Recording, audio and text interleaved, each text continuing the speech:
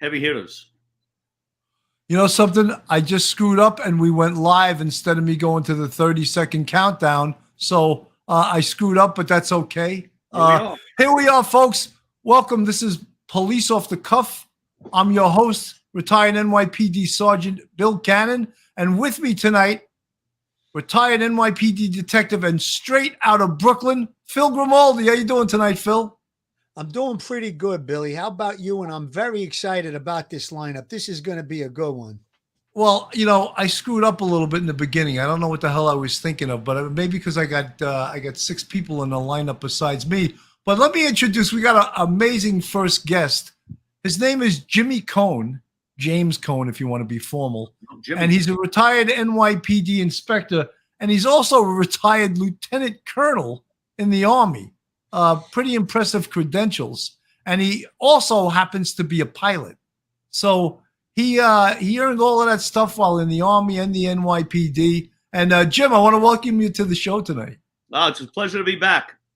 Yeah, you're a frequent flyer. This is your second time, right? Yeah. And we also had your cousin on, Patty. Patrick Ryder, who's the Nassau County Police Commissioner. I mean, talk about, and well, also your cousin was the Notre Dame quarterback, right? Jack Cohn? My nephew Jack was the quarterback for Notre Dame, and he's now the number 3 quarterback with the Indianapolis Colts. Very impressive, man. Very impressive. Amazing. Jimmy, I got to tell you, I asked Bill earlier today when we were talking about the guests, and I heard the lineup and your family. I says, Bill, if I need a transfusion, I'm going to Jimmy Cohn for a transfusion. Great bloodline there. It's all my brother Michael. That's pretty amazing. You know, so Jim, a lot of people, you know, especially newer cops, they like to hear the history of the NYPD. And, you know, we all love to go to a bar and we love to tell our war stories. And, you know, as the Coronas fly or whatever you're drinking, the stories become bigger and bigger and bigger. And there you are drinking. So I expect these stories to become bigger and bigger and bigger. But folks like to hear these stories. So I know that you have some good NYPD stories. Shoot, go ahead, man. Well, first, last night, I had dinner with a friend of mine's father, Hank Pascone. Hank did 26 years with the NYPD, retired out of the Manhattan DA squad.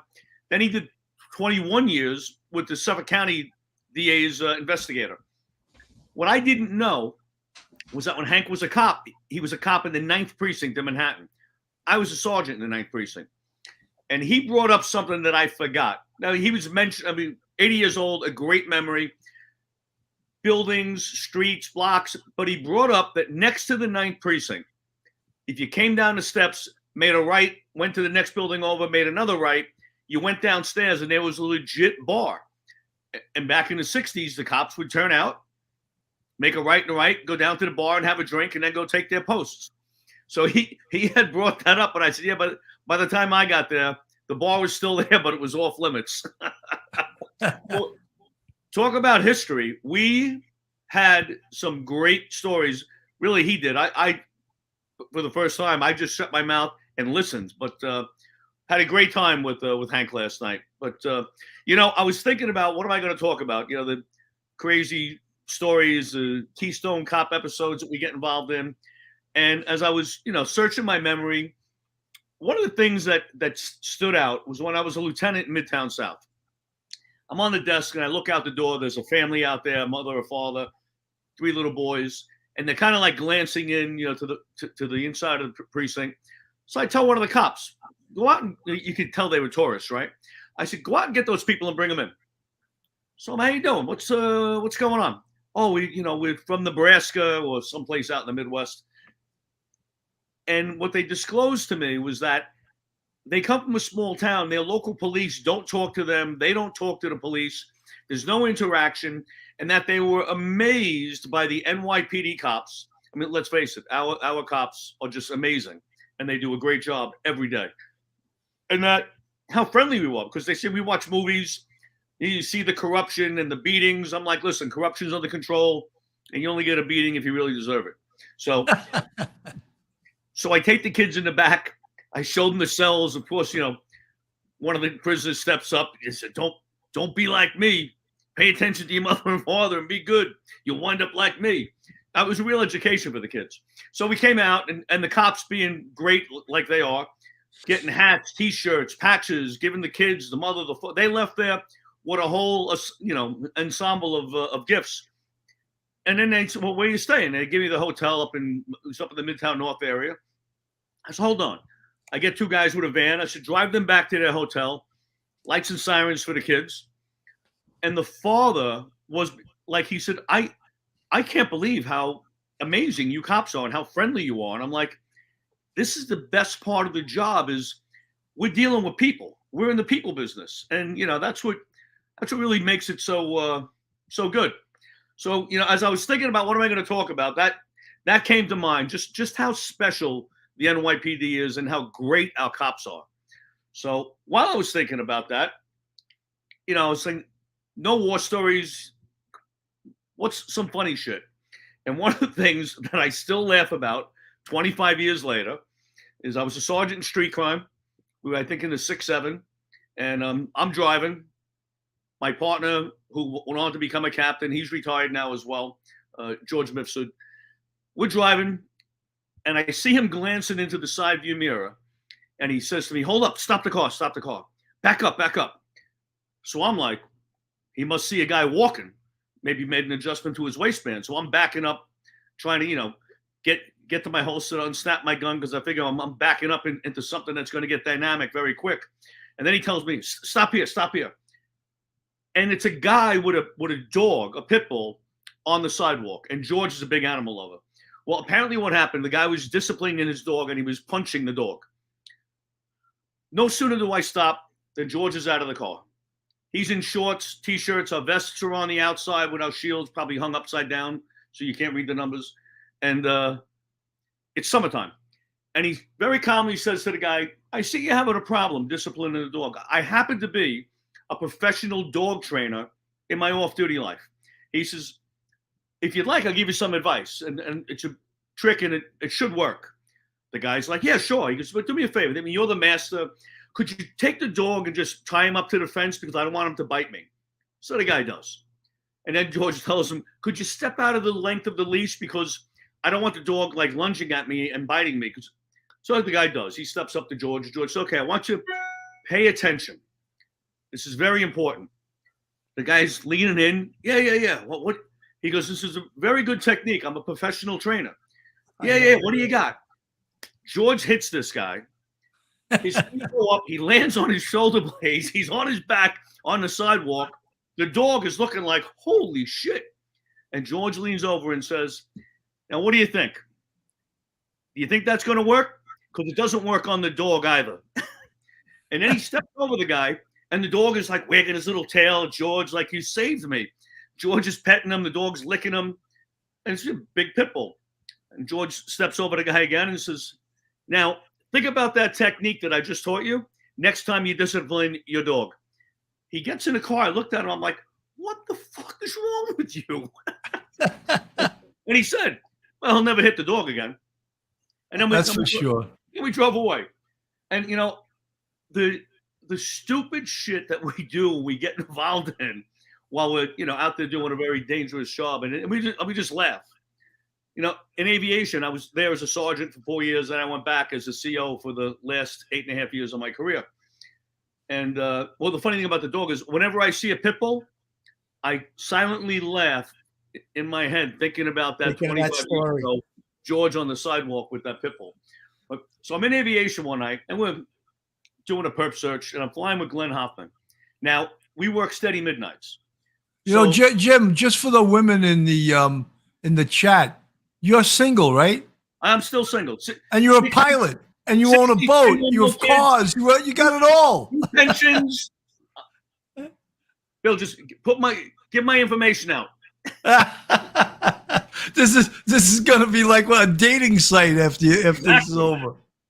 So we get off in the morning. One of my guys, Glenn Hoffman, he goes into the city to fly all day for Liberty Helicopter. I go home, sleep a few hours, get up, then I go fly with the National Guard. And then he goes, sleeps a few hours after flying charters all day, back and forth to the Hamptons. We show back up at work. Both of us are exhausted. There's only 4 pilots working. I'm one of them as a supervisor. Now we find ourselves like 4 in the morning doing a perp search over like the 104 and the 83 over the cemeteries there in Queens. And at that time of the morning, your body just wants to go to sleep. Right. So I'm looking at the infrared. He's flying circles at 700 feet. And I just want to close my eyes for a second. And I do. And Phil, it just felt so good to close my eyes just for those few seconds. I said, this feels great. And I was out like that. Well, it was probably a minute. I open my eyes and I focus back in on the FLIR screen, and everything looks bigger. So I glance over it, and I can see the street lights and of Queens, like we're pretty close. I look at the altimeter, and we're descending through 300 feet. I look over at Hoffman. He's sound asleep. So I smack him. Hey, wake up. He goes, I wasn't sleeping. He goes, yes, you were. He goes, you were sleeping. I said, I wasn't sleeping. You were sleeping. He goes, no, I wasn't. You were sleeping. And I'm like, we're getting close to the houses. Just start pulling up. So we searched for another 10 minutes. We couldn't find the guy. We flew back to Floyd Manor Field. And I'm looking at each other like 2 retards flying a helicopter. We were like the Keystone Cops. Willis Pony, thank you so much for the $9.99 super chat. She says, I could listen to Jimmy Cone all night. Hysterical. That's great. Now, Jim, one of the things you do now is you're a commercial pilot, right? You fly like 10 flights a month. Is that correct? So what I do now is when I retired, you got to have a job, right? So I got a little board. Phil, you can only golf and get drunk at lunch 7 days a week for so long. Then you got to get responsible again. So I went back to work. I had a little consulting company, consulting for one of my clients that was buying a jet. I had done some commercial corporate flying, and I hooked him up buying a jet. He asked me if I wanted to be one of the pilots. I told him no, I'm retired. So long story short, I'm back to work. I fly for him 10 days a month, and it's nice. It's good to be back in the game. Wow. That sounds pretty exciting. I mean, it sounds like a pretty cool job, actually. Oh, yeah, it's exciting living out of a suitcase and in motels. It's very exciting. Yeah, but someone's got to do it as I knock down $40K a month. Now you know why he's still single. Yeah. It's not bad.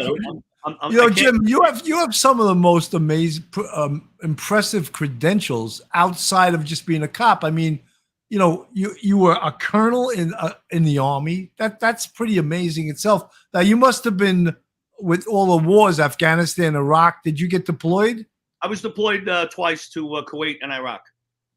Wow. So, I mean, you obviously you've had an exciting life, and now, you should enjoy your damn life. You're living in Jupiter, Florida, right? Trust me, I'm enjoying it. That's great. You earned it. You definitely earned it. Phil, you got anything to ask him? I know he's not Italian, and you don't have any Italian to ask him. I want a blood transfusion from this guy's bloodline because it comes from some very good people, very impressive. No, I was going to ask you, Jim, what year were you in aviation? Because I had a couple of friends that worked in aviation. A guy I worked with in the 7-0, Sammy Finnemore. I think he was in aviation in the late 90s. Were you there then? I was there as a sergeant from 98 until 02. And then I went back in 2010. Does Sammy Finnemore sound familiar? It does not. He might have been there before me. I do know Glenn Hoffman. I know that he was in aviation there. He used to come into my relatives own Spumoni Gardens, L&B Spumoni Gardens. Oh, yeah. I've eaten there many times. Great place. Yeah. My cousin Lenny knows Glenn pretty good. He used to come in there a lot.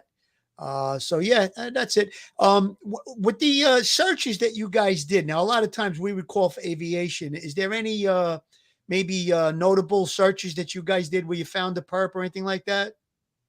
There was one. It was somewhere in Brooklyn, and the cops did a great job. That they got a perimeter up immediately.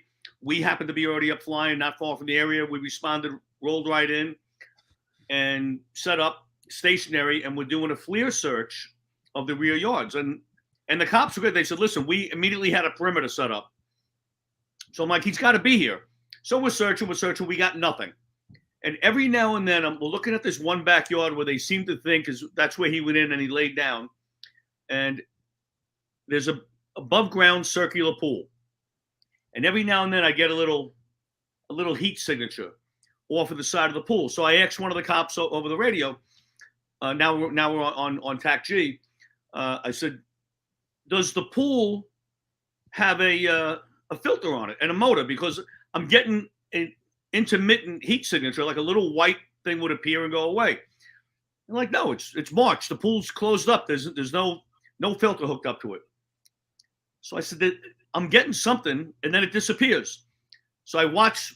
Now, you got to imagine this. Everybody looks like a little white stick figure, right?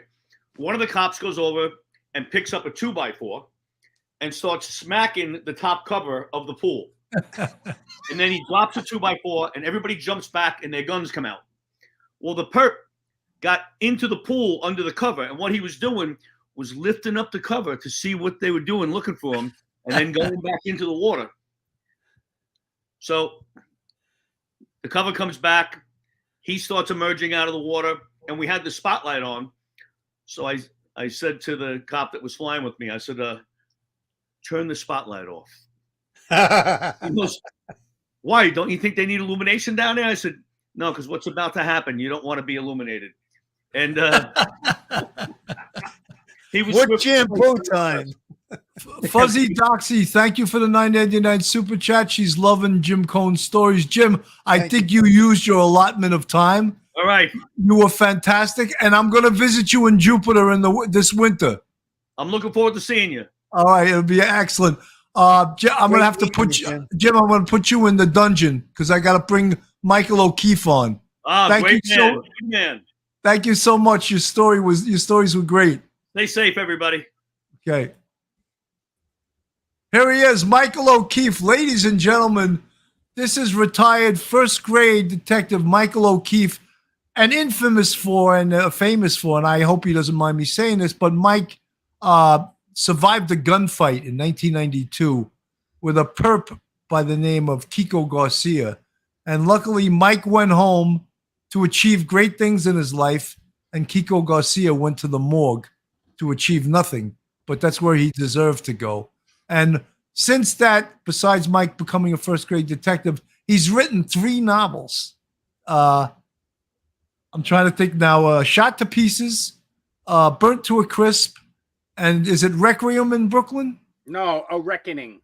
A Reckoning in Brooklyn. I almost had it. And Yeah, then he also has a book full of poems. So you see, cops aren't dummies. Cops are pretty damn smart for you folks that are listening. Mike, welcome to the show. It's a pleasure to be back, Bill. Now, you told me you got some great story that's going to make Jimmy Cohn's story look like amateur story. No, actually, this one's good because it's self-effacing. It's probably the most horrifying, disgusting, and embarrassing moment of my career, which is, pretty impressive considering I stuck around for 24 and a half years. This actually took place in, I think, late October in 1988. I was working late tours in the old 3-4, back before there was a 3-3. And my partner at the time, for those that knew him, Tommy McPartland, was one of the greatest gun guys ever in the history of the police department. Retired about 2 years ago. He was the CO of the Firearms Task Force. So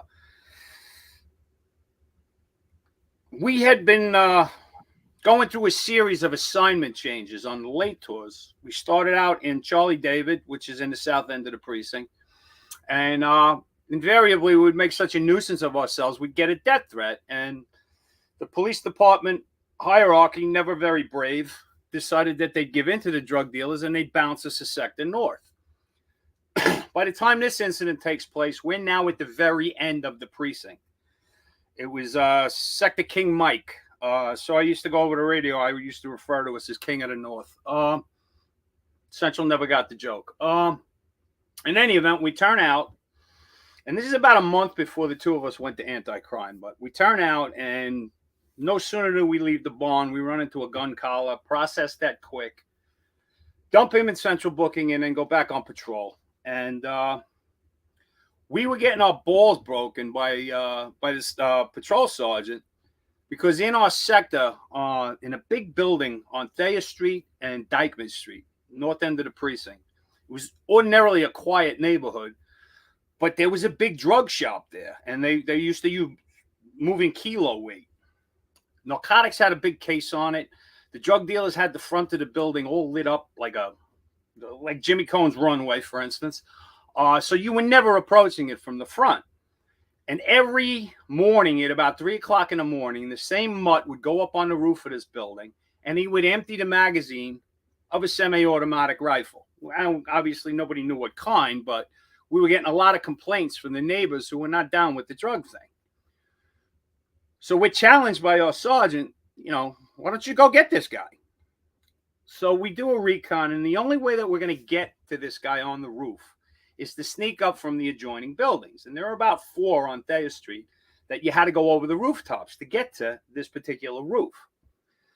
So we're doing a stealth mission, and we're creeping over rooftops. And when we get to the building concerned, they have barbed wire and broken glass cemented into the parapet of the roof. And unbeknownst to us, they had also smeared the parapet of the roof with human excrement. We didn't find out that there was human excrement until we had it all over ourselves. So now we got to back out of there, come down the way that we went, go back to the precinct, hose off our uniforms, take a shower, and then change to go back out on patrol. Now, the only thing I had in my locker was my summer blouse. It was still there from, I think, a funeral I had worn it to maybe a week before. So I put that on, and we go back out on patrol. And we're coming up St. Nicholas Avenue, and there is a big white kid who is clearly freaking out. He's high on coke. His jaw is sliding back and forth. He's in a paranoid froth. He doesn't have a shirt on, obviously inappropriately dressed for the weather. And I said to my partner, I'm Tommy, we got to go get this guy. The drug deal, the mutts are going to find him, and then he's never leaving New York. We got to get this kid. Now, he's a big kid. He was like 6'4", probably about 225. He was strapped. I call him over to the car, and he takes off running, and he runs into a building on St. Nick. I'm like, we got to go in and get him. So I go in to get him, and I'm like, come on, you can't stay here. Come on, we got to get you out of here. He approaches me, and usually I see this coming, but I did not see the right hand that hit me. And now the war is on, and we are battling with this guy. Despite the cold weather, he's sweating bullets. He's screaming. He's scratching. He's pulling hair. He's punching. If he had an opportunity, I'm sure he would have bit us. And no matter how hard we hit him, it's not phasing him. And we finally managed to drive him to the ground. And I'm doing a number on him with my nightstick. Broke it, as a matter of fact, over his head. So now he's seated on the ground, and I'm standing over him. And he's calm for like 3 seconds. And then he reaches up between my legs behind me, grabs the center of that wool jacket, and snaps it off me like a tearaway jersey. The thing came apart. That's how strong this kid was. So now we put over to 13 because we're going to need more help than this. And finally we get him cuffed up. Actually had to ankle cuff him also. And the kid's a mess. I mean, obviously he's bleeding out of every hole in his head. But I don't want to lock him up. You just got the feeling that this was out of character for him. So the lieutenant is like, well, fine, take him to the hospital and EDP him. I'm like, all right. So we bring him down to Columbia. And folks, for our listeners, EDP means emotionally disturbed person. It's psychoing somebody. That was the old time word. He's a psycho, right? Yeah. But then they made it kinder and softer, and it was emotionally disturbed person. And they changed it even further to emotionally distressed person. Really? I wasn't on the job when they made it that. I wasn't either, but I followed it when Jimmy Shanahan told me about that. Yeah. Mike, I just want to give a shout out to Inspector Ronald Schindel, who has been an inspector in 2 different jobs. He's now in the Port Authority, and he was a full bird on our job. Ron, good to see you. I know you just celebrated an anniversary with your wife recently. God bless. Great to see you in the chat here. So we EDP this guy, and now I got to go back to the precinct because the jacket is off my back. So, and the only thing I have to wear is a blue sweatshirt. And I tell the lieutenant, I'm out of uniforms. He goes, all right, just put the sweatshirt on. We'll pin the shield to the outside of the sweatshirt. So we go and finish the tour. And I had the gun collar from earlier in the tour. And now we're back in the precinct at 8 in the morning, and I have to post change down to court for the arrest. And get a phone call from the cop who's watching him in the hospital. He says, listen, before you go down to court, can you do me a favor? The guy's crying like a baby. He's confused. He doesn't know what happened. He senses that he did something wrong. I told him, don't worry about it. O'Keefe and McPartland are good guys, but he wants to be reassured. He's not on drugs anymore. I'm like, all right, I'll stop by on my way to court. And I get there, and the guy, literally, this big man-child is weeping like a baby. He still has a knot sticking out of his head that looks like a baseball. And he said, what happened? I said, well, you punched me in the face. And then we had to restrain you to get you here. And that wasn't easy. So, we had to hit you a bunch of times. And he starts crying and apologizing. I'm so sorry. How much time am I going to do? I said, when the doctors decide you're not crazy anymore, you're going home to Jersey. Time served. I said, I'm not charging you with nothing, bro. He's like, you're kidding me. I said, no, that's the real deal. You're good. So I go down to court, and now I'm getting messages and letters from this guy in the precinct mail. He keeps apologizing. He says, you set me on the straight and narrow. I'm focusing on school and my baseball career. I think I want to be a cop. I'm like, all right, whatever. He actually sends me successive Christmas cards, and I find out that he was, and I think he was shortly thereafter, but he ended up getting a job with a police department down in South Jersey. What a wonderful story. Yeah, right? Now he's the PC of the police department in South Jersey. I scared him straight. Yeah, we used to see this all the time. You get these kids, and they'd have, it's basically, they called it cocaine psychosis. Right. And you really didn't want to be involved with them at all. But if you didn't intervene, this was a tough neighborhood. They'd get eaten alive. You might have saved his life, Mike. You might have saved his life. It's entirely possible. That's one of the other reasons why I didn't want to collar him. Not that I'm a great human being, but one of the reasons I didn't want to collar him, it was I was afraid he was going to take one of those cocaine heart attacks. And now I got the death of a prisoner in custody. Now you're a medical case. We're going to get you some help. Yeah, I hear that. Mike, you're at about the time. I just want to close. Your story was fantastic. Mike's got 3 books out. You can get them on Amazon. Shot to Pieces, Burnt to a Crisp, and I always forget the last one. What Mike? Reckoning in Brooklyn. Reckoning in Brooklyn. And I want to thank you, Mike, for your service and for that horrible incident you were forced to go through in 1992. And I'm happy that you survived and Kiko Garcia is pushing daisies somewhere. Well, that makes 2 of us, Bill. That's great. Mike, I'm gonna remove you and introduce the next guest. Thanks again, guys. I appreciated you having me. It was great to have you. Guys, the next guest, I actually, when I was doing stand-up comedy, I met him. He came to my show. I'm not doing stand-up any longer. But he's got this huge booming voice. He's 6'6". I hope I didn't take 2 inches. I said he was 6'8" the last time I introduced him. He's 6'6". He's 300 pounds. He's an imposing figure. He's a singer, songwriter. He was a great police officer in the 4-4 precinct, and he actually got out early in his career on a 3-quarter injury and coached, I believe it was either high school or college basketball. And then he got a law degree, and he practiced law and almost got elected judge upstate. Let me introduce him to you. This is Montgomery Delaney. Oh, I forgot to say, he's a Marine. If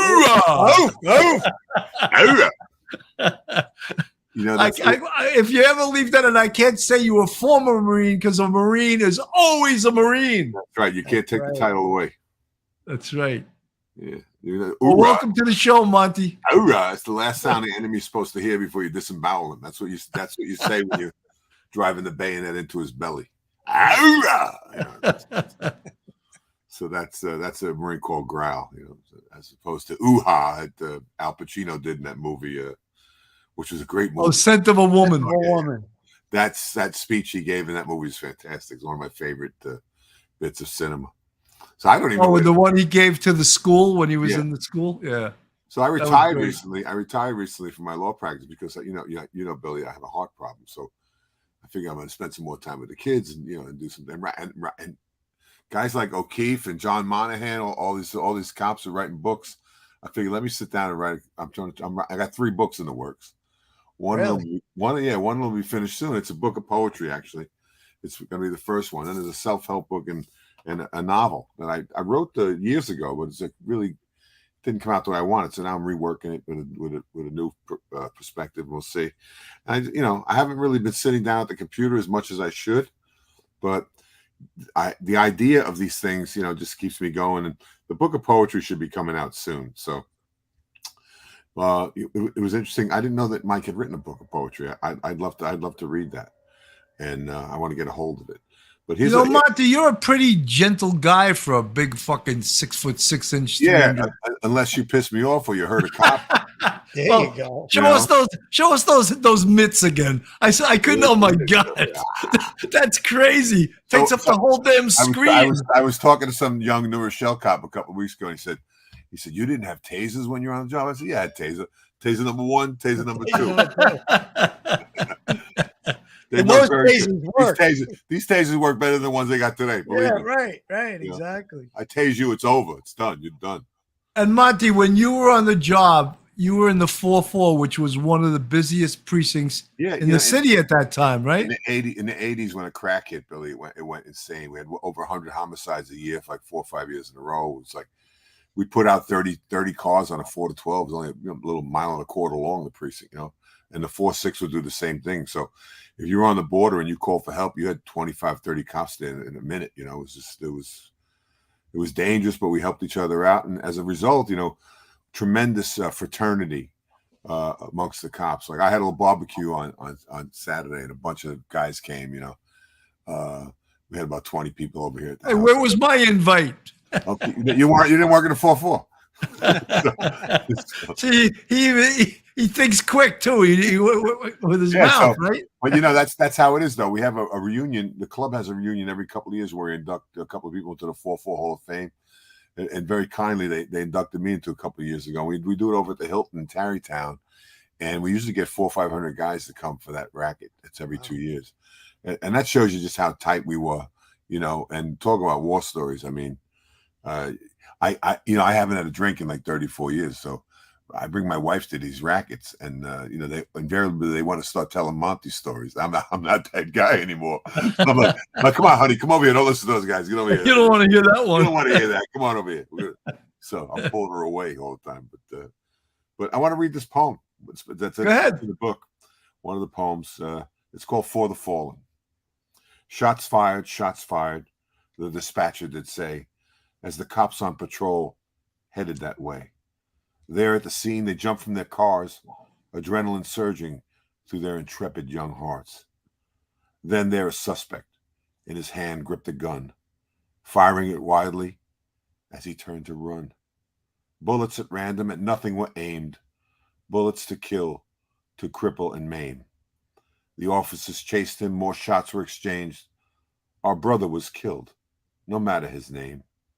He wore a gun and a shield and a vest, and every single tour he did his level best, his best to protect others from harm, to keep people safe and sheltered and warm, to give them first aid and answer their calls, referee, doctor, therapist.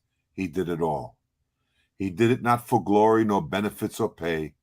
He did it for one reason, to make the world a better place. And now here comes the mayor, speaking in cliches about bravery and honor and the American way. He was good, he was brave, he was kind, he was nice. And in the end, he made the ultimate sacrifice. But our brother is gone now, and we could care less, because we're here for him and not for the press. And we will go on answering the calls, knowing our names may be etched on that wall. So, my blue brother, rest you in peace. You shall always be with us when we hit the streets. In the flash of the tart lights, in the siren's loud blare, we will remember you proudly, and you'll always be there. St. Michael, by the prayer of this poem, meet our brother at the gate and welcome him home. And that's gonna one of the. That was beautiful, man. You know, Very and Monty, beautiful. I happen to know that you're a good singer-songwriter. You play guitar. You're a Yeah. singer-songwriter. You've played at some of the biggest clubs in Westchester. Oh, I played And all. in fact, I had a picture of you. I think playing, and let me see if I. Oh, here. I just wanted to know, where the hell did you get that hat? Well, that's 15 years ago up at the Old Town Cry, which is now Darrow's place up in. I expected you to be going yodeling, yo. No, I don't yodel. Unfortunately, I don't yodel. You know, I yodel sometimes when I'm warming up in the green room. But you know something, you're a real Renaissance man. You really are. Look at well, the Boston Globe said I was a Renaissance man. I said no, I'm just confused. Yeah, you're confused, but you know, you're very talented, and look at all the different things you've done with your life. I mean, here we got Jimmy Cone, we got Montgomery Delaney. What an impressive man! What an impressive man! Yeah, MichaelO'Keefe is no slouch either. No slouch. You know, there's so much. I mean, every person on the show tonight is no slouch. There's so much talent on the job. There's so many interesting people on the job. You know, I'm always amazed when I find out what cops are into and what they're doing after they retire. It's just incredible, you know, going into business and starting all kinds of projects, and it's wonderful. I mean, there's a lot of creative people that were drawn to this profession. You know, it's a testament to life after the job too. A lot of people say, "Oh, is there life after the job?" There really is. Yeah. And just look at the couple of guests we had tonight and the things that they've accomplished post job. It's amazing. I'll tell you. And if I was on the job today, I'd be telling every kid that would listen, prepare for life after the job and get off the job as quickly as you can. Yeah, that's for sure. I just want to make sure if I ever fly with Jimmy Cone that he doesn't fall asleep. Yeah, man, that was a scary story. I'll tell you a funny story. So we're in the crime car in a day tour, and an old lady comes up to us and says, "Officer, they're buying drugs out of this building over here. There's a line of junkies in the alley, and the guy's selling them drugs through a hole in the wall of this abandoned building." So we're not supposed to make drug calls, but I said nothing was going on. So I said to my partner, I said, "Steve, you want to do something about it?" I said, "Sure." I said, so he gets out because he's Puerto Rican. He gets online, right? He's scruffy looking. He gets online and waits for his turn to come up to the hole in the wall, and he puts like a $10 bill in, and the guy reaches out with drugs. And Steve grabs his arm and handcuffs him to the junkie behind him. So now they're in the wall. They can't go anywhere. That's great. I come in the I never like locking up junkies, but the guy was selling it. I had no problem locking him. Anyway, so I go into the alley, and there's 25, 30 guys online. So I say, everybody out of this fucking alley. Get out of here. And of course, there's this white guy on the line. He's like, don't you have anything better to do? Don't you know I pay your salary? We're just trying to get some drugs here. We're not hurting anybody. So I said, I walk up to him. I said, listen, everything in the Marine Corps is fingers extended and joined, your thumb along the forefinger. I said, listen, you need to shut your mouth right now. Okay. So I haul off and I open hand smack this guy in the face. I left a red handprint on his face. I said, you're a disgrace to your family. You're a disgrace to your race. You're a disgrace to your country. I'm going to tell you right now, keep talking. I'm going to smack you again. He came, smacked him again. Another handprint. Now he's crying. I said, listen, you get the fuck out of this alley. I'm going to come back in 5 minutes. And if I find you anywhere in this neighborhood, I'm going to put you in the emergency room at Lincoln Hospital. Okay. That's it. So I go. So 4 or 5 years later, I come into the station house. And I'm in uniform. I come back from a detail or something. And, you salute the flag and you report to the desk officer, right? So I walk up to the desk and the lieutenant calls me. He says, that guy over there, he wants to see you. And I look over, there's a guy in a suit and a tie. I'm thinking, okay, somebody's going to serve me papers. I got sued like 11 times, So I walk over to the guy. I said, you have papers for me? He said, no, why would I? He said, do you recognize me? I said, I don't recognize you. Why would I recognize you? He said, well, 5 years ago, I was in the alley and I was buying drugs, and you came in, you told me I was a disgrace to my family and my race and everything, and you smacked the shit out of me. And, and when I left the alley, I found my way to Lebanon Hospital, and they put me in a rehab, and I haven't had any drugs in 5 years. Drugs in 5 years, and I came over here like to make some kind of amends to you, like to apologize to you and stuff like that. And I was like, oh my God, this is really strange and weird, right? So I talked to the guy for a few minutes. I told him, I'm glad you're okay. I'm glad you're well and you've got yourself together. And he shook my hand and he turned to leave. And as he's walking out, I said, hey, buddy.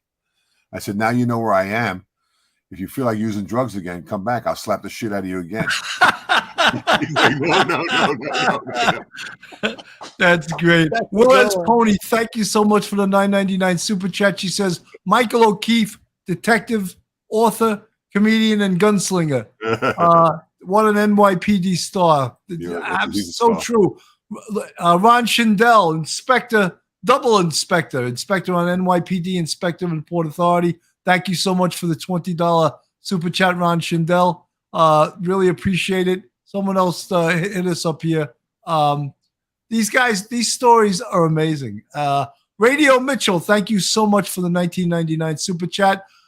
Monty, I'm going to have to remove you and send you to the dungeon. Before he goes, Bill, I got one quick one I want to tell you. Go ahead.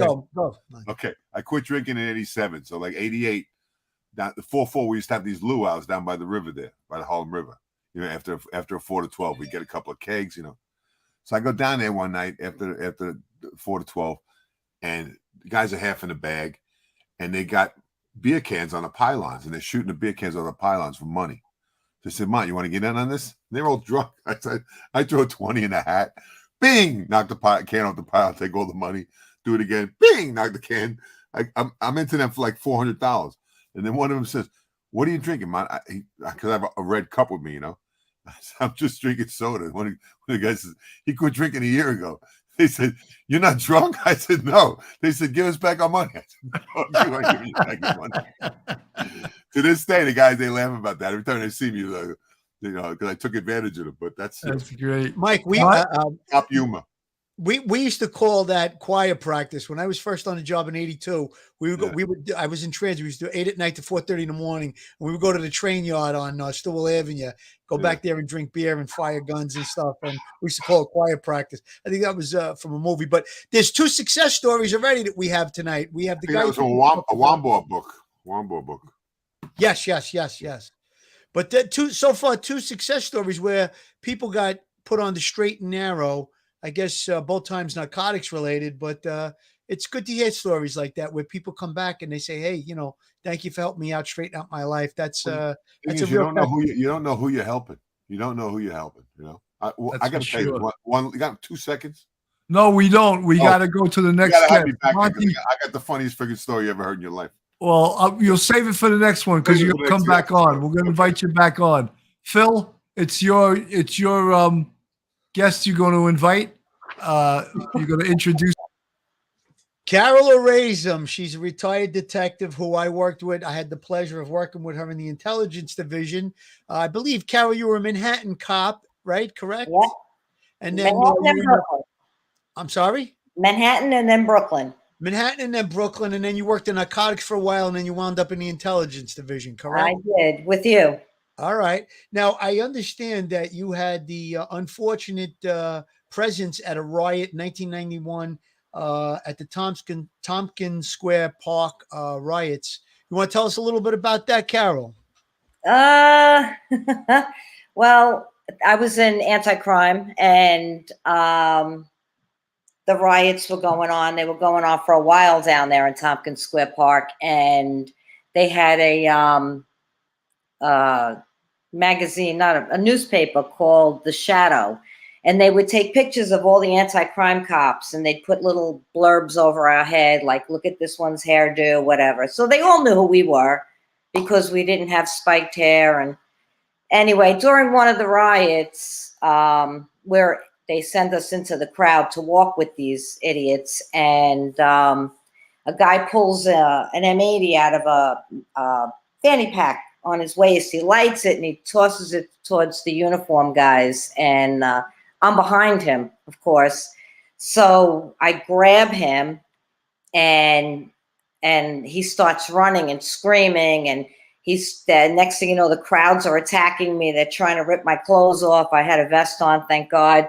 And the task force guys form a wedge, but in the meantime, he takes his fanny pack and he swings it, and I'm facing him, so he crawls me off the back of my head, and unbeknownst to me that there was 2 pool balls in this fanny pack.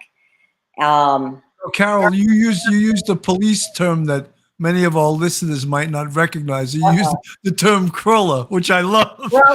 We just have to let them know what that means. I got clobbered off the back of my head. Well, it wrapped and hit me in the back. But they pulled me out of this crowd, the task force, Manhattan South Task Force, and their riot gear. They were right on the money with their wedge, and they pulled us all out, and they locked this guy up, and all of a sudden I realized my head was spinning, and I was like, I think I need a bus. I was hit with something, and then I went down, and I woke up in St. Vinny's, which is gone now, in the Village in Manhattan. And I spent 10 days in the hospital recovering from getting crulled, hit in the head with 2 pool balls and a fanny pack. But I guess if I can live through getting hit in the head with that, I guess I could live through a lot of things. Carol, you were eventually awarded a disability pension based on that incident, correct? In 19 Yeah, with 19 years, 3 months. They pulled me all the way to the end before they finally put me out on a disability. But you know, it is what it is. So, Carol, I understand that you have a funny story for us as well. I have a funny story for you, Phil. Lay it on me, Carol. So I was a uniformed police officer in the 1st Precinct in Lower Manhattan, and my partner, Vinny Kama, who passed away of an aneurysm right before his 50th birthday. It was September. It was the end of August, beginning of September of 1985. And we come in on a Friday for a day tour, and the roll call hands him a notification that he's got to work the West Indian Day Parade. So he said, I don't want to work it. I don't want to work this parade. It's bad. It's bad. I don't want to work it. So I said, well, we'll go out. We'll go to every Holden one. We'll grab a collar. We'll get something. It's a day tour. It's a Friday. It's Manhattan. Somebody's got to do something. So all day we're going all over. And would you believe, like, every store was like letting people go that day. So there was no holding ones. And back in 1985, if you made a collar, you were in the system for like a week, you know? So it's like 20 after 3, almost change a tour. And he's completely panicked because he does not want to go work this detail. So I said to him, okay, go down to Fulton Street and stop the car. And I'm going to get out. I'm going to take my hat off because nobody ever sees me. I'm 5'1". I'm 110 pounds. Doesn't matter what uniform I'm wearing. Nobody's going to see me. And I'm going to walk up Broadway, and I'm going to grab a 3-card Monty. He's like, you're never going to get a 3-card Monty. They got like 10 people on the game, watching the game. I said, I'm going to get us a Monty. So here I go to get out of the car in my uniform. I walk up to Broadway. I turn up. There's the Monty down on the box. And I walk up behind him, and I stick my arm around him, and I say, I'm a cop. Don't freaking run. And with that, the guy turns back. He looks at me. He stands up. And he's got to be about 6'6". And I wrap my legs around his waist. With that, he starts. You were piggybacking him. He is running up Broadway. Everybody scatters. I'm on the guy's back. I'm pulling my radio out, and I'm like, I'm in pursuit. I'm in pursuit. And it's a male, black wearing, and I'm looking down, white sneakers. Blue jeans, he's got a blue and white shirt on, and he's running, and he's trying to get his clothes off, and he's like, get off my back, and I'm trying to hit him in the head, stop running, and we're going up now Wall Street at 3:30 in the afternoon on a Friday. It's packed, heading towards City Hall, and all these Wall Street people, and I'm yelling, trip them, knock them down. And people are just like spreading. Like, what is going on here? There is a cop on this guy's back running up Broadway. So, Carol, just someone in the chat didn't know what a 3-card Monte game is. Could you just give a quick explanation of what it is? All right, so it's those people that have like the 3 shells or the 3 different cards, and they're like, where did I put the peanut? And they start switching things around. Where did I put the peanut? But it's all a scam because they have people that play, they have people watching out. You know, they steal your money. So back then, 3-card Montes were everywhere. So I decided that this would be a nice, easy collar if I can just slip past all the lookouts, which I did. So here we go.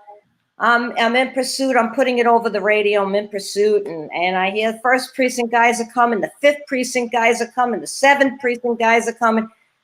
I'm a female. It's 1985. There's not a lot of women on the job, so like I think everybody that was turning out was heading towards this job. And this guy is running at a full pace. Now we're up almost at Ann Street. If you know Manhattan, we're going northbound up Broadway. And now I said to Central, you better notify Brooklyn because I think this dude's heading for the bridge. And I don't tell anybody I'm on his back. So the guy's running and he's yelling at me and I'm yelling at him, stop running. And he's like, get off my back, get off my back. So all of a sudden I'm starting to hear the radio cars coming and I'm like, all right, somebody's coming. I look back, I see my partner, he's like 2 blocks away. And I'm telling people, knock this guy down, knock him down. Nobody's stopping him. So with that, the radio car from the 1st precinct pulls up and they're coming the wrong way up Broadway. And we're just about at the base of the Brooklyn Bridge. And they pull up and I'm looking at them and they're looking at me like, how did you get up on this dude's back? Like, So I'm gonna call you Carol Backpack from now on. You were like a backpack. So they pull up to the corner and they pull a turn in front of us, and the 2 uniform guys jump out and they grab this guy, and now we're all on the ground. Everybody's rolling and I'm rolling, and all these Wall Street executives are like flying backwards because there's bedlam on the street. and we get this guy handcuffed and they're like, all right, we're going to throw him in the radio car, you know? So they bring him into the precinct and my partner catches up to me. And now we walk the 5 blocks back to our radio car to go to the precinct. And I walk in and the guy is at the desk telling Lieutenant Frank Dignon, who also passed away from cancer. He said, I need to make a complaint. I want a civilian complaint against this officer. So he said, okay, no problem. Let me get you the sheet. He's like, what did she do? He goes, listen, she needs to chase me. You are not allowed to ride on somebody's back. He cheated and it wasn't fair. So anyway, the first officers that responded, it was Joe DiPaolo and Bobby Boyza. I ended up marrying Joe DiPaolo. I guess he said, this girl's crazy enough to like ride on somebody's back. I better marry this chick. So, that's great. So I Carol, Willez Pony, who just gave us a $9.99 super chat. Thank you. She says, Carol, you are the best. People love this story. I mean, it's, you know, there was a guy from Netflix who emailed Phil and I, and he's like he watched the podcast and he loved some of the stories, and he's supposed to be listening tonight. So if there's any story he's going to love, he's going to love your... We'll never get this story for another cop because I don't know anybody that's ever got a ride on somebody's back. It was like, it was ridiculous. It was, if my husband that I'm married to now wasn't there, I might have thought I dreamed about this like back now, 1985. It's a long, long time ago, Rachella Pranzo, thanks for the 10 super chat. Proud to see you here, Officer Carol. You are a great role model for women. Isn't that great? Rachella happens to be the wife of the great Lieutenant Peter Pranzo, who's going to be telling the very last story of this evening. But Carol, that was an amazing story. I was laughing out loud at some of the stuff. The guys didn't let me live it down. They just did not let me live it down. Like, how'd you get up on this guy's back? I don't understand how you got up there. I was like, I don't know, I was hanging on to his neck, and when he stood, we all went up. Well, when you think about a 3-card Monte, they're usually like bending down. They would set up a little cardboard box, and Yeah. they'd either use, like you said, the 3 cups with the peanut shell, or the 3 cards, and you had to find whatever it was, the ace or whatever. And it's a scam because they got shills in the crowd that they make believe like, oh yeah, you won here. They're paying them to get you to do it. See how easy it is, and then they steal your money. But so when you jumped on him and he stood up, it was the perfect storm because you're small and this guy was big. So you rode him. You were backpacking him. When he stood up, my legs wrapped around his waist, and that was it. But we get to the precinct, and my partner's like, "Thank you, thank you." You know, Yeah, he didn't have to go to the West Indian Day parade. And I said, "You're not taking this collar. I just rode this dude like a mile. I'm taking this collar." And I laughed. That's all right. It's yours. It's all yours. Take That's it. great, Carol. Yeah, Listen, Carol, I have to move on to our next guy. Your story was fantastic. I didn't know what to think when Phil told me, oh, I have a friend of mine. She did this. And I said, all right, I was dying. Look, you folks in the chat, I tried to get detectives, female detectives, lieutenant sergeants. I even asked Chief Ryan, female Chief Kathy Ryan, and she turned me down. So it's not for lack of trying. I do try to get females to come on, but they turned me down. And you did it. Your story was fantastic, and I want to thank you for telling me. As soon as Bill said he wanted a female detective or female police officer to tell us, I said, I got the girl. I know Carol. Carol, I'm going to say this, and it's not in a disrespectful way. She's got a lot of balls, so to speak. Just that story right there. She jumped on the guy's back. She didn't let go. He wasn't getting away from her. That's why I love working with Carol. And Phil, you didn't get to know me, Phil. You're right, Carol. You're right. You're never gonna. Carol, I'm gonna put you in the dungeon here, and then we're gonna go. Phil, we're gonna go to a quick commercial. Sure. And then we're gonna go. I'm gonna let you introduce MichaelHinrichs. Joe Murray, attorney at law. Have you found yourself in a jam? Are you in need of legal counsel in the New York area? Do you need a victim's advocate? Well, Joe Murray is your man. He's not only an experienced trial attorney, he's also a retired 15-year member of the NYPD. He literally knows both sides of the fence. His website is jmurray-law.com. His telephone number is 646-838-1702. Or you could email Joe at jmurray-law.com. Joe's a great attorney and a fine friend of Police Off the Cuff. And if you'd like to advertise with Police Off the Cuff, you could email us at policeoffthecuff1@gmail.com. The rates are very reasonable, and it might be the right thing for your business. So drop us an email if you're interested.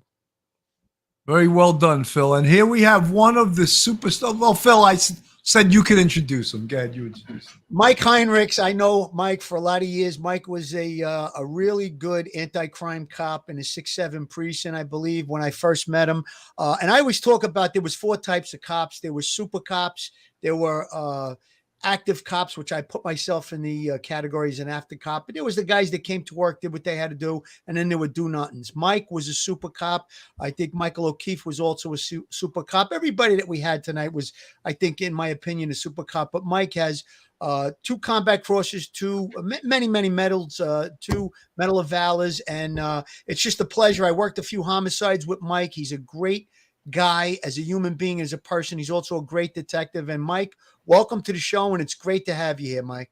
Thank you very much, Phil. It's nice to see you again. You too, Bill. Thanks, Mike. Mike, I keep that in our pictures because when I told you I used to put people down when they would bust my chops, and I would tell them, go get your gun cloth and your gun oil and go polish my rack. Now I use your rack to demonstrate that. That's good. Go polish my rack. Good stuff. Good stuff. So, Mike, what are you going to lay on us tonight? I know there's a lot of things that you could be telling us about, I'm sure, because actually, well, when Bill let a text or whatever and say he wanted to do a show, I talked to my young son who's a cop in Queens, and I told Bill, sure, I'll come on and throw something out there, and my son's like, well, what are you going to put on? And a long story short, we sat there on the couch and we laughed our ass off for about an hour and a half. Just going back, in the day and all the funny stuff that happened. And, like Bill said earlier, we're trying to get away like today, at least from the from the the horror stories, the shootouts, the dead bodies, and stuff like that. So actually, my son suggested it. I had a little incident out in Queens one night when I was working in a homicide squad.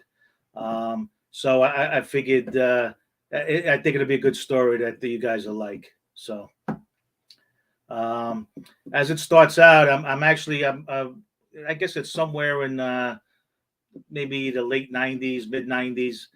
In the homicide squad working apprehensions. When I first got there, we did wanted cards for wanted perps, cleaning up the mess from the '80s and the early '90s, and working on some fresh cases. So what happens is my partner Phil Tricola, who you know, Phil, great guy. Yep. He has a case out of the 6-7. We're looking for a guy for a homicide, and we get some info that he's out in Queens and he's looking to make a move. He's going to blow town and get on a plane or whatever and flee the country. So Phil gets on it right away, starts running the computer, finds out this guy, our subject, got locked up in Nassau County the year previous. And while he was in the joint out in Nassau, he had a visitor several times who listed an address out in the air end of Queens. So we Phil said that this has got to be the spot. If he's out in Queens, this is a good spot to hit. So we decide to, let's go. Go out 3, 4 in the morning. We'll go hit the place.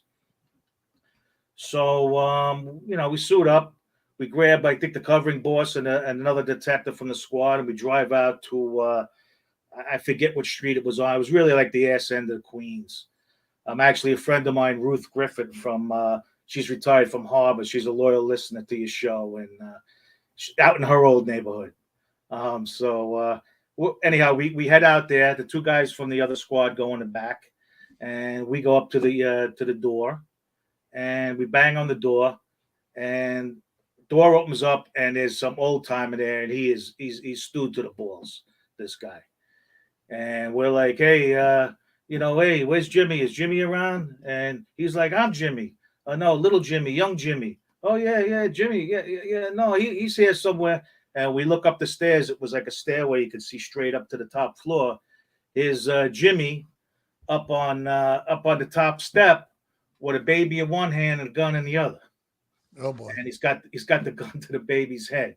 I was like, Jesus Christ. And he's yelling, you won't take me. I'll shoot you. I'll shoot the baby. You won't take me, and all this crazy shit. And me and Phil are trying to talk to him, calm him down. Hey, it's not worth it, all that stuff. And we're pretty much at a stalemate for a while. So we're trying, we have the radios. The only way we could get anybody there is to go to Citywide. There was no cell phones or anything back then. So we go to switch over to Citywide, and we hear all we hear on the radio is pandemonium. Just screaming, yelling. As it turns out, there was some sort of shootout in Nassau County, and the state police and Nassau County were chasing a car into the city. And we're listening to it, and we can't break in to tell them what we got. And you hear, Laurelton Parkway, Belt Parkway, Conduit, and we're like, Jesus Christ, it sounds like it's coming right here. And so we're just waiting, trying to see what happens. But as the radio is going, these guys are coming. And sure enough, about a block away, there goes the perps car, and here comes all the cop cars. You hear a crash, bunch of shooting, everybody's screaming and yelling. And this is happening within like a block or 2 from where we are.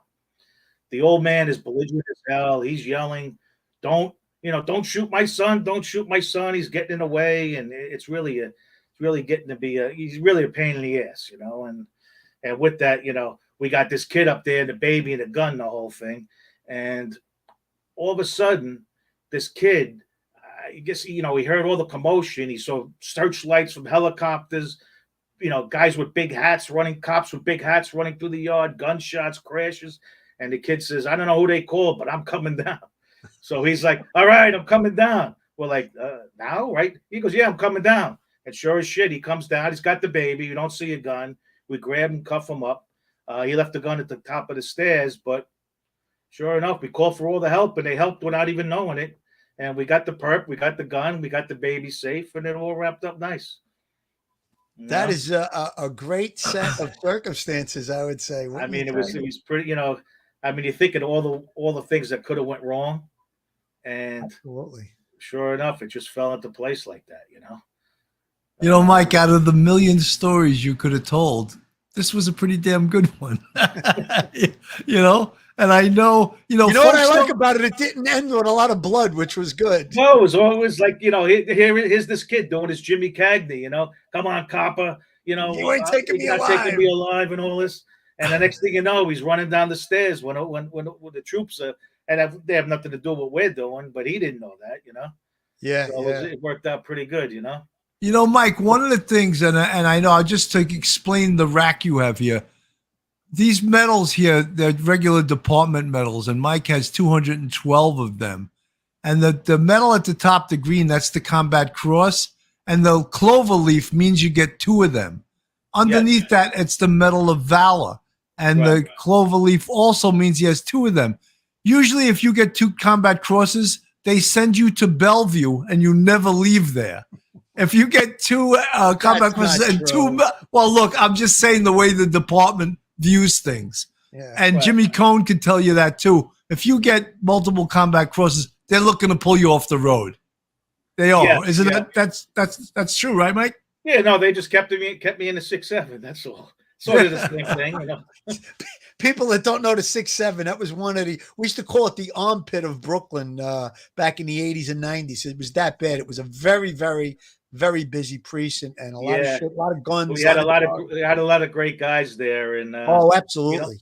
Cops, anti-crime, squad. It was great, and great bosses there too, Mike. If I remember correctly, there's always good bosses. We always had great bosses there. Sergeants, lieutenants, COs, captains, inspectors, all good guys.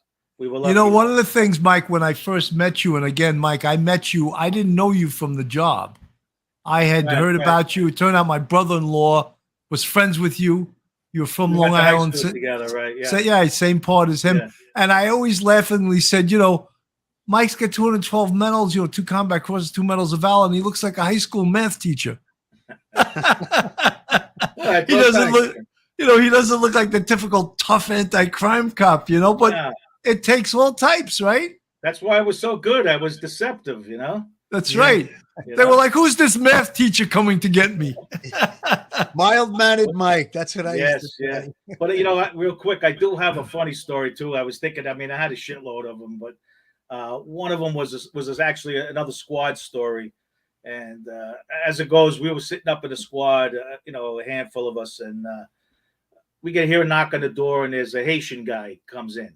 And he's all dressed up, suit, tie, and all that. And he's in tears and all this, and we're like, who set this guy up? Like, what happened? What happened? And he's like, well, somebody hit my car, and I can't drive it anymore, and this, that, and the other thing. And we're like, come on, what was he coming up to the squad for with this? Well, he goes, but I have the license plate number of the car.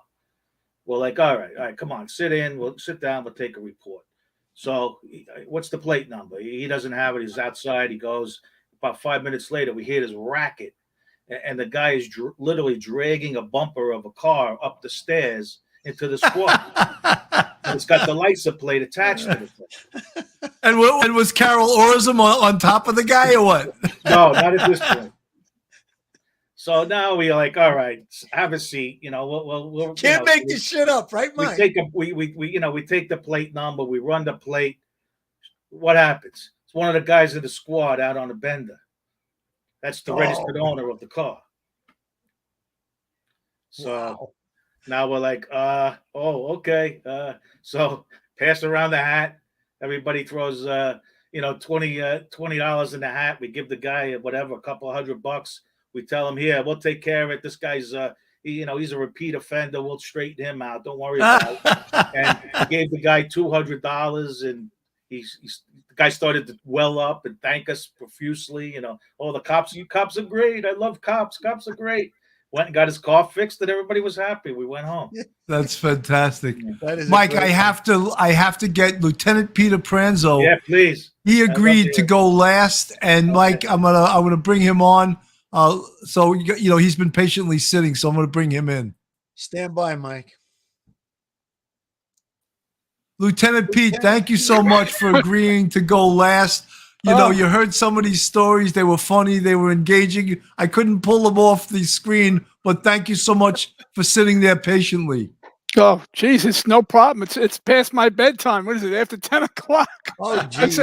I said, if I fell asleep, Rochelle, come upstairs and wake me up. That's great. Hey, the guys and the gal, terrific tonight. This has been a great show. And I'll add, I had to change my story completely. I said, I'm not going with it. I said, Really? oh, yeah, 2 stories I had, all that shoot 'em up and all that nonsense. But it was uplifting, community stuff. But what I'm going to do, I'm going to just give you a couple of, Bill, you relate to it very well, I'm sure, from street crime, and Phil, of course, anti-crime. But the stories I got was from street crime. And I had, when I had first gotten to street crime, I think it was like 1984 going on 85. And they gave me the late tour, Bill. You remember we did the midnight tours, like maybe 10 at night to 6 in the morning, the robbery detail and stuff. Well, they gave me all the young people. I had about 40 of them. And when I say young, they had some time on the job. They had some good credentials. But we had to sort of train them and do the street crime work and do the anti-crime work and the decoy work, and how to pick out the guns and robberies on the streets and such, right? So I had these great young, about 40 of them. After it was when they were going to get assigned to their permanent squads, after about 8 months, we went through the summer and took them all around the city, and we trained them and everything else for the assignment. Now, around when we had to get permanently assigned these young people, we had to put a handful in each squad.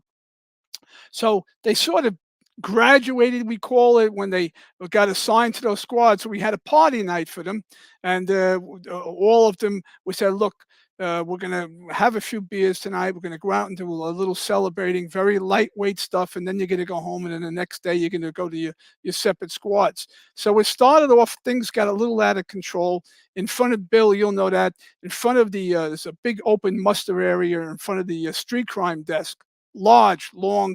And what happened is that the guys, they started to look, let's, no beers, nothing, but we'll loosen up and have a light night. So the guys started squad against these young people, and they were playing football in front of the muster desk, in front of the big area there. So a sergeant there, an older sergeant, good guy, and he calls me over. He says, "Are you kidding me, Lieutenant? This can't be. This is a police department building. You can't be doing this." I won't mention any names, I says, no, look, Sarge, I tell you what. I says, no. He says, I can't be part of this. This is ridiculous. They're playing football in the police department. I said, look, here's a fucking slip. I'm going to fill this out for you. It's a 28. You're going to go home. I'm going to give you 4 hours free time, Sarge. He says, oh, okay, I'll take that. I says, good. Just go and have a good time. He's going. Now the place is, there's nobody on the desk there. It's that street crime, but put a cop over there. Look, so I take these young people, I take them to Central Park, the 2-2 precinct, right in Central Park. So I got all 40 of them in Central Park. They all brought the beers. The unmarked cars, about 10 unmarked cars there in the middle of Central Park. And when all the beers are opened up, here comes the 2-2 precinct. And I says, oh, shit, guys, all right, we may have to leave because these are all uniform cops. Here comes 3 2-2 cars, young guys and old guys, about 6 of them. They come, and he said, hey, boss, can we have a couple of beers? It was a hot. Yeah, good. Have some beers. So now everybody, the 2-2, there's 6 of them in uniform, the 40 young people from street crime, plain clothes there, all the cars are around. And then one of the guys, he passed away. Good guy, no names mentioned. He takes out his gun, just, after they have a little lit up, right? Bang, bang, bang, bang, bang. Let some shots go in the middle of Central Park. I said, holy shit, that's it. Party's over. Wrap up the whole thing. Beers in the trunk of the car. The 2-2 precinct, they turned red. They didn't know what to think. Guys, get out of here. Have a good night. Oh, okay, we're out of here. And they left. I take these guys. I says, we're done for the night. I take him in. That's it. We're finished. Now it's like 5 in the morning, right? I take him in. I says, okay, everybody okay to drive home? And he says, yeah, we're okay to drive home, boss. Everything is good. So I leave a couple of them behind. all right, in the station out there. We're going to sleep there. I come in the next day, and the administrative lieutenant is there. He said, Pete, can I talk to you for a second? I says, yeah, what happened? He said, listen, now, Billy, if you remember, up in each squad area, we had like a caricature cut out, like a wooden thing. Each squad had one. One was like Mickey Mouse, one was this, one was that. So the lieutenant, the administrative lieutenant, said, Pete, I got to talk to you. Look, he said, look in the radio room over here. He says, in the radio room behind the cubicles were all bullets that landed. And it looked like big shells. It looked like a 45 caliber. I said, oh, Jesus. He said, Pete, I don't know what you guys did last night. He says, but I don't know what the hell to make of this. And then I says, I'll get to the bottom of it. I don't mention his name. Okay, I'll take care of this. Don't worry about it. Pete, we can't. I don't know what happened. They said, what'd they do? I said, well, we had a little celebration. All right, no problem.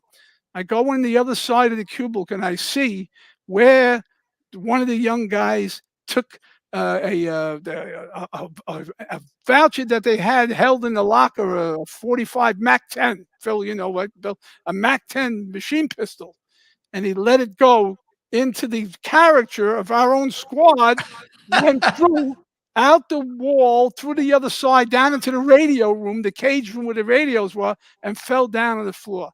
I said, holy shit. I made the sign of the cross. I says, let me get through this night. And what happened was the word spread like wildfire. Of course, cops can't keep their mouth shut. The next day, the inspector calls me in. He said, listen, Pete, he says, this'll never happen again, right? I don't know what happened over here last night. No, everything is fine, boss. Nah, it's exaggerated. The guys had a little fun. They blew off some steam.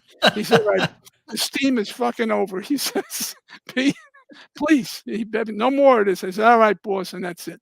So that's the short little stories from street crime, and I hope you're okay. And Pete, that was a great story, man. Billy, he sounded like Don Salami denying the existence of the mafia. He's got no, it's all lies. It's made up, Inspector. Yeah. Oh, that's great. That's all great. exaggerated. No, everything is fine. Anyway, that was like how Bill, you know that, and Phil, you know how we used to let off steam years back, and how the parties got out of hand and everything else. But quiet practice. That was part of the job, right? Yeah, no cell phones, amazing. No cameras. Everything was good, and everybody, and it was part of the brotherhood, sisterhood, and we had a lot of laughs. You know, Lieutenant Pete, being the fact that you went last and you told a fantastic story, you were so patient. When I do this again, I'm going to have you come back again, because I felt you got a little bit slighted having to go last. And I want to hear the story he was going to tell. That's what I want to hear. Oh, no, that's about police and community relations and shootings and the whole 9 yards. But it was an uplifting story at the end. But it was more on this night when I heard the other Carol, when I heard all these great stories, the fun stories, I said, let me change it up. I says, and forget the shoot 'em ups and all that nonsense. But hey. Thank you for having me on, and I mean that, guys. And you guys got a great. Oh, there's Jimmy Cohn. Jimmy Cohn was missing. He was missing for a second. And Mikey Hinrichs, I don't know. I think Mike was doing some math problems in the back to get ready for his math class tomorrow. And Monty passed out. No, I was awake. I was listening. Still fit. Wait, where's Michael O'Keefe? Oh, Mike must have booked. I don't see him. Oh, so Mike left. I just wanted to bring everyone on the screen to thank you guys with all my heart. It was a fantastic episode. I think this is a great idea to bring cops in and tell stories. I know some TV guy's going to steal these stories because they're fantastic stories. I mean, because you can't make this shit up. So you know that it's true. You can't. Yes. Absolutely fantastic. The best, guys. It was the best. I would have loved to see Carol riding that perp like that. Yeah, that's I'm going to tell you. I think Carol gets the award. That was an unbelievable story. We call that perp surfing. When you try to surf behind the guy, we want to grab. Listen, it needs to be little sometimes. Yep. You know what she told me too before she came on? She goes, I'm going to tell a story that nobody else is ever going to tell. I said, okay, Carol, go with it. Yep. And Carol, I hope that you broke the ice and now more females will now come on this show because you blazed the path for them now, right? Billy, because you know what? Women have a lot of good stories too, I'm sure there's great stories, but if they don't come on, we'll never hear the stories, It's true. Somebody told me Carol, to that say was hi the to first Dorf. time you Do met we know Joe that? that night when you were No, wrestling. we worked together in the precinct, but then we Okay. started dating after that because I guess he Okay. figured I was nuts. Yeah, yeah. Hey, I Joe, like thank the you so girl much. character. Married, been Michelle married great hero tonight. 33 years married, 2 kids, 2 grandkids. Oh, that's God awesome. bless. Nice. That's Wow. great. Very, very terrific. And I tell you, the more outlandish the story, you know what? You know it's true. That's it. God, Because yeah. I have that's it. witnesses. I'm That's, just thankful there were no cameras back then. Nobody had that's cell right. phones in Exactly. 1985. Oh, it would have been all over the news. Yeah, definitely. Not Yeah. even You know, meters the folks, the people in the chat really love this show tonight. They love these stories, and they're asking that we do a show like this once a month. I don't know if I can come up with a cast of characters like this once a month, though. You know, Yeah. it's Yeah, if you it- reach back into the sure you archives, the could. older people, I'd they have got a to lot go of into the stories. archives to pull out, you know, because the thing is, and as I said to you guys, it's not the war stories, the gunfights, it's the funny stories that people like the best, you know? Yep. And they say cops do that. No way. funny Well, stories you know, you have to have show, if you don't have a funny sense of humor in stories this just job. show you're human. You know, people think you're like a robot, but it just shows that cops are human. They're just like everybody else, you know? Exactly. Yes. And we learn how we got to laugh. If we don't laugh, we go crazy. Absolutely. That's right. It's part of the PTSD. You know, you you know, handling it all. You let it out with cop humor. You know, and That's a Absolutely. mechanism that's built into us that in order to deal with the horrible things that we see, Oh, we yeah. have to make light of it at Yeah. some point. And yes, a lot Phil. of times you'll see the news and you'll see cops or detectives standing over a dead body. And it's not that it's funny, but maybe somebody said something to them to break the ice and they laugh a little bit or they talk about something that happened the day before. But it's not disrespectful toward the victim or anybody. You know, it's just the way it is. You know, you have to Yep. be able to handle it. And it's a defense mechanism. Yep. It is. Sure. Absolutely. Yep. You know, Exactly. guys, we're at an hour and 22 minutes almost. Wow. So, yeah.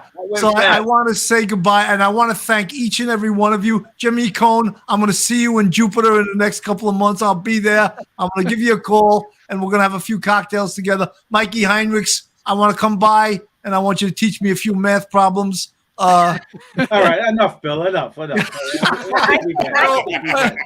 want you to jump on my back as I'm playing 3-card Monty. Monty, the lady, I don't want you jumping on my back all You might 300 be pounds. polishing On the his golf back, course, Bill, on if the you golf keep course, this they call up. I it think 3-putt Jimmy Monty. should pick us all up for in his plane and take us somewhere to a beach. Oh, that's nice. Yeah. That's right. Good Hey, idea. Jimmy, yeah. That's right. Phil, I'm going to give you the last words because we got to go, Phil.